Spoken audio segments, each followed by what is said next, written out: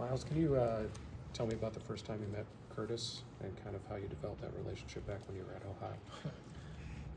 I don't even remember the first time what it was like, but I just remember I always knew he was a good leader. Just being at Ohio, just never like you make a good play, make a bad play. It's the same from him. He's gonna uplift you, and he demands the best from you. So he's just a good leader, smart player to be around, and I'm just happy to be able to play with him another year. What's maybe his leadership style? Like, how does he go about that? Oh, he's always encouraging. You know, what I mean, it's never a time where he's on you for making a bad play. He's gonna like encourage you to like do better, but it's never no negativity or doubt within your abilities as a receiver. What's kind of your relationship like with Curtis off the field? Oh, we're cool, man. It's just I can talk to him about anything. You know what I mean? He's a great guy off the field. I remember actually when I first got down here, I didn't have a car, and he would give me a ride to the stadium every day. So just I have a great relationship with Curtis off the field. And how does that kind of transition onto the field during games? It's definitely helped onto the field. It's like most of the time we're on the same page on the field, and that definitely helps. Just having that connection with him, and just continue to build upon that. Did he have a hand in your recruitment at all here? I mean, did he tell them to look at you, or were they already recruiting you when they were recruiting him? Do you know? Nah. What did you guys talk about? Because obviously you have that in common, coming from the same place in terms of being here. How's that kind of built that bond, that you had that past relationship? What did we talk about before coming here? What? Yeah, that, and then also how's that bond kind of built since you've come?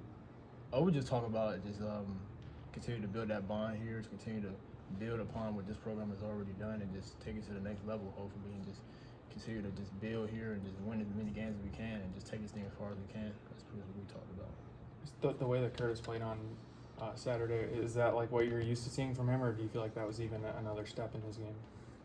I don't think that's like the best. I think it might have surprised a lot of people, but it didn't really surprise me. Like, I know Curtis is a special player, and I'm just couldn't be more happier to see what he's doing and what he can do. So. Looked like UCLA was running a lot of one-on-one early, heavy man. It kind of felt like you guys ran him out of that almost early on. Mm-hmm. What do you feel like you all as a receiver room showed on Saturday? We definitely showed our versatility. We got a lot of different guys that can take over a game. And it's harder for a defense to lock in on one guy when you have a lot of different guys that can make plays and just, impact the game. So. How competitive is it in the wide receiver room? I mean, you guys have all had your games now, and or most of you guys have had your games now. What's it like, kind of that how does that kind of bond work inside that room?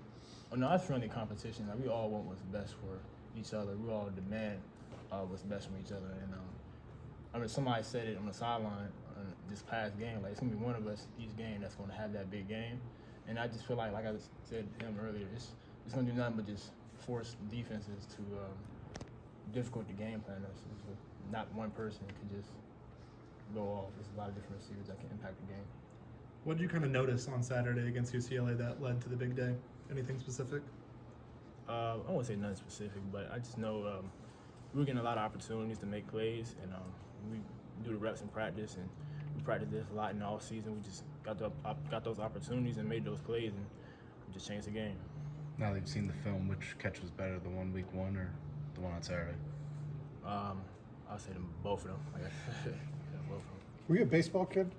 Yeah, I played baseball. How long did you play baseball till? Was it through high school? I played baseball to my freshman year of high school. Did you? I mean, what did you just want to decide to focus on football? How good were you at baseball? Or how good do you feel you were? Well, I think I was pretty good at baseball. Yeah.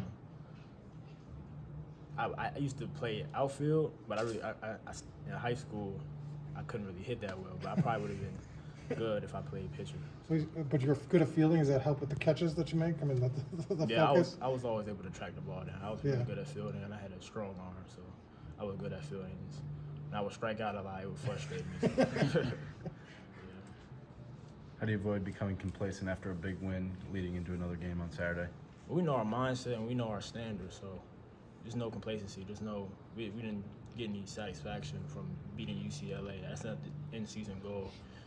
We're looking to build upon this thing one game at a time and just take this thing as far as we can. How has Coach Signetti prepared you guys mentally, I guess, leading up to games like during the week? Or just telling us not to get complacent and just taking every play, every practice, one play at a time, and just getting better every single day, and just not letting complacency leak in to the program. I want to say Elijah in that chair last week said he has the Waffle House nickname. How much do you guys call him that, if at all? Oh, we call him Waffle House every day. Every day? Yeah. So it's real? It's Yeah, it's legit? real, yeah. What's your nickname? Oh, I don't have one. You don't have one? Yeah. Is there a collective nickname within the room for what you all like have for yourself overall? No, we don't have No? a collective nickname. We just call Elijah Waffle House. Yeah. Who was the leader in calling him Waffle House? Was that something that he brought up or somebody else? Actually, Keyshawn called him Waffle House first. When? It was like in the summer sometime. Do you wish you had that nickname? No. How do you feel like you've grown as a receiver since you started out at Ohio?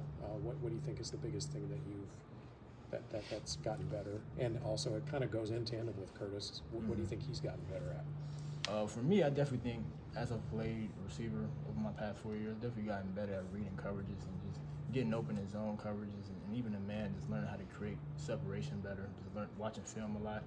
And I think Curtis has gotten better just, going through some progressions, going through his reads over here. And as you can see now, he's starting to get more comfortable with the offense, and he's starting to make those plays and stuff that I know he was capable of. So. The touch on his passes, like the one that you caught one-handed the other day, was a great catch, but it was also, he put a good touch on that throw. Has he always had that ability, or has that grown too as he's gone along? He's always had that ability. 2 more. You know Curtis better than most of us. What's kind of something that we don't know about him? Does he have any quirks? What's kind of his favorite things to do off the field? What makes him stand out off the field? What you see is what you get from Curtis. There's no alter egos. He's just a great guy. He's always looking to get better, and what he demands from everybody else in the offense, he demands the same for himself. So that's what you see is what you get from Curtis. Amari said he got yelled at a little bit for over celebrating by Kurt Signetti on Saturday. Have you gotten yelled at by Kurt Signetti by anything? Like, have you drawn his ear and in his intensity on every little detail? What does that do for the team? He definitely holds everybody to a high standard and demands nothing but the standard from everybody. So he's not gonna give anybody a playoff, or if you do something wrong, he's not gonna just let it go by. He's gonna let you know about it. Has he seen anything from you like that? Where he made a mistake and he got on you? Yeah, definitely. Yeah. Thanks, Mike.